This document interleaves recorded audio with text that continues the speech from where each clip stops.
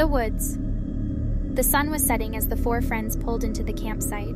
They had been driving for hours and they were all exhausted. But they were also excited.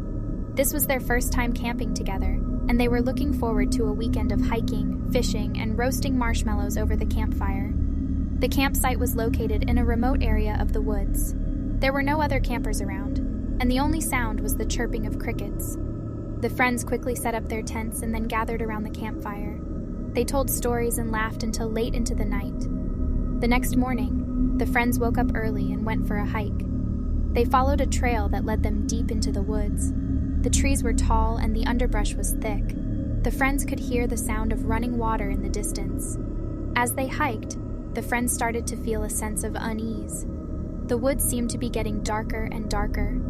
The trees seemed to be closing in on them, and the sound of the running water was getting louder. "This is starting to creep me out," said one of the friends, a girl named Sarah. "Me too," said another friend, a boy named David. "I feel like we're being watched." The friends continued to hike, but they were starting to get scared.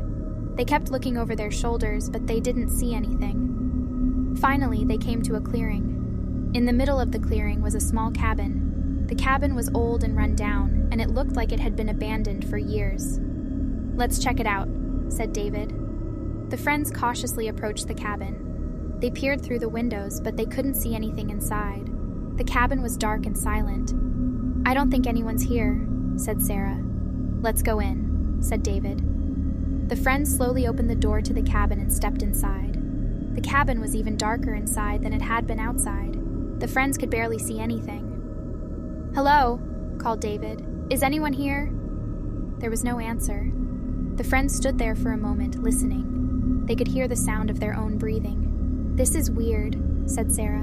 "Why is no one here?" "I don't know," said David, "but I don't like it."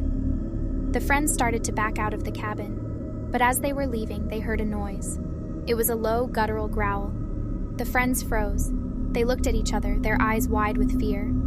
The growl came again. It was closer this time. The friends turned and ran out of the cabin. They didn't stop running until they were back at their campsite. They quickly packed up their things and got in their car.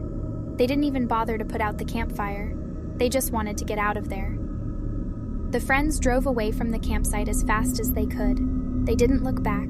They didn't want to see what was chasing them. They drove for hours until they finally reached the highway. They pulled over and got out of the car. They all took a deep breath of fresh air. "What the hell was that?" asked Sarah. "I don't know," said David, "but I'm never going back there." The friends got back in the car and drove away. They never went back to the woods, and they never talked about what happened that day. But they all knew that something was out there, something dark and evil, something that was not human, and they knew that it was watching them.